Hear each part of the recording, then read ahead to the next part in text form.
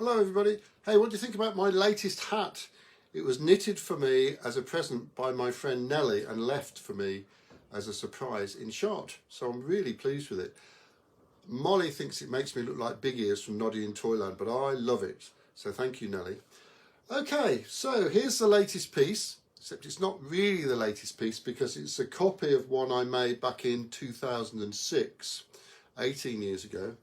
I made the body like this to go in, and my client prefers it as it was in 2006 with mosaic body.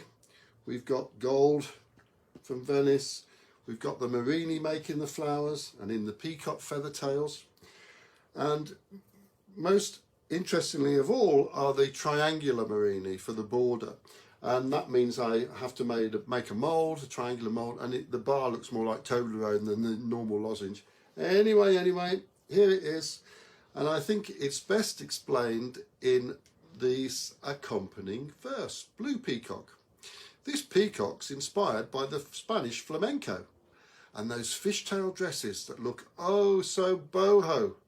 They say that you can't teach an old dog new tricks, which is why this is a copy from 2006.